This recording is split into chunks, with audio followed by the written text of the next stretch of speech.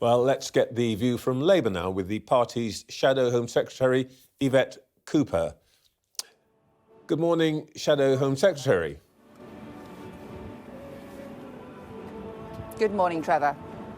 We heard from Penny Mordaunt, if I may start with the Nicola Bulley investigation, that she shared the Prime Minister's and Home Secretary's concerns about that investigation. Now, you told my colleagues here at Sky News earlier on this week that you'd be meeting the Lancashire police to discuss the progress of the investigation. What can you tell us about that conversation?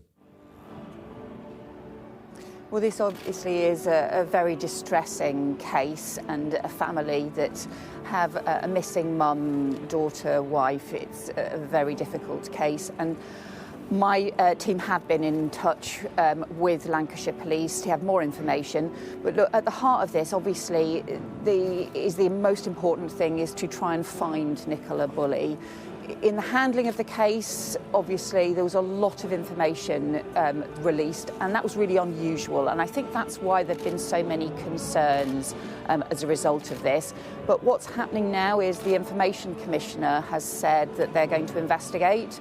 We've also there's going to be further internal reviews as well. I think the right thing now is for those to take their course and for us to have further discussion of this in due course. But at the moment, for everyone to support the Lancashire Police investigation to try and find Nicola, and also to support Nicola's family, who must be in the most unimaginable agony as a result of what's happening.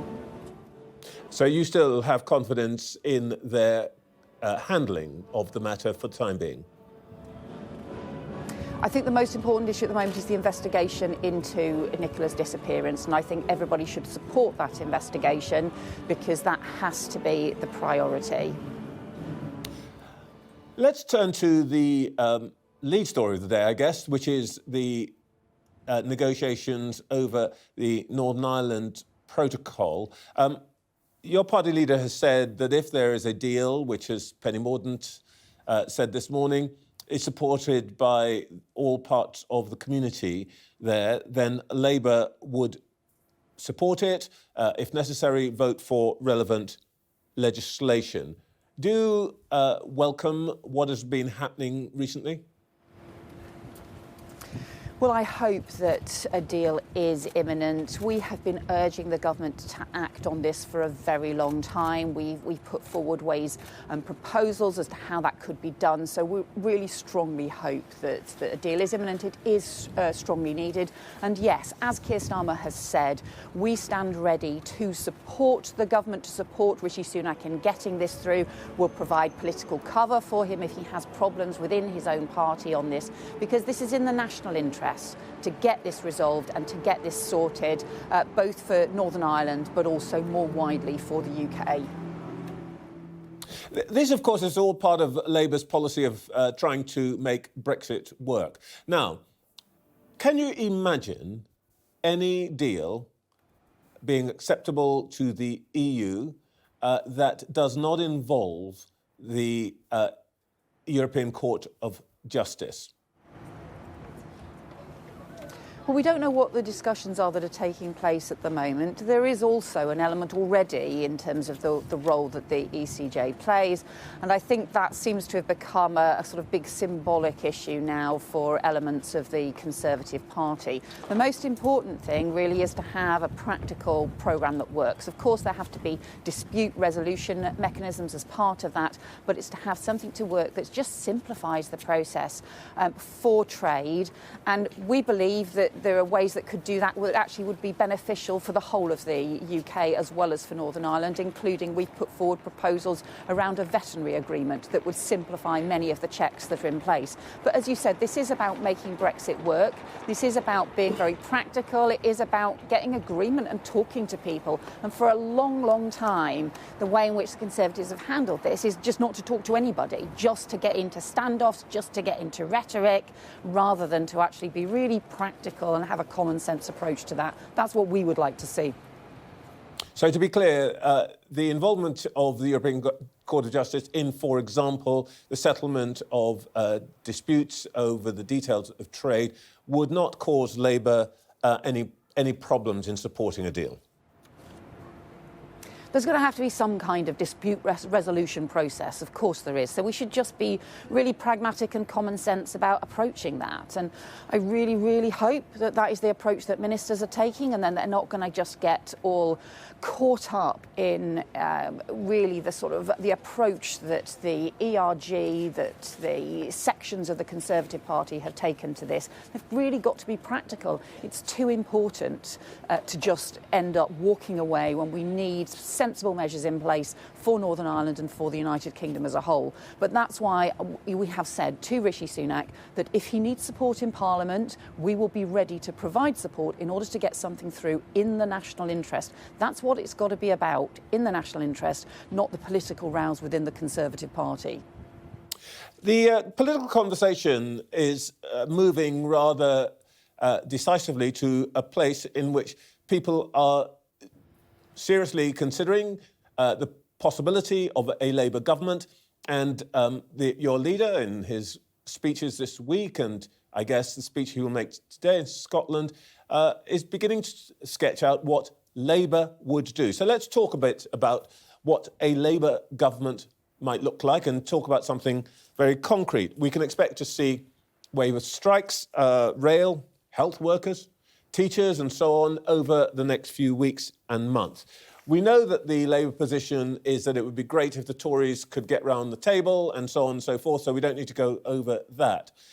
Specifically, would a Labour government in London make the same offer to nurses as the Labour administrations in Scotland and Wales are making to those workers? Well, we would get round the table and negotiate. Wes Streeting's been very clear about this from the start. In fact, he's called on Steve Barclay, he's called on Rishi Sunak, he's called on the government to get round the table. They really should be acting urgently because nobody wants to see strikes happen in the NHS, least of all, in fact, many of the nurses who are in such a desperate situation, they really want something to be done.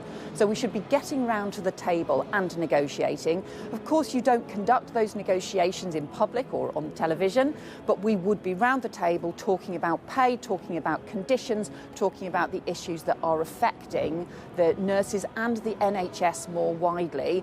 As part of that, we are also being very clear we would increase the training and recruitment of more nurses, more doctors as well, and we would cancel the unfair non-DOMS tax break in order to put that money into training the doctors and nurses we need. Because if we don't get the additional staffing, then the pressures on nurses, on our NHS staff, are just going to continue, and that is really bad for patients. So without asking you to advance a negotiating position, the kind of deal that Scots and Scottish administration, Welsh administration are offering would not be out of question for you? Well, I think you are actually asking me to conduct the negotiations around the table, and I think everybody has made clear that that's not the kind of way that you do any negotiations. It's not the way that trade unions do negotiations either.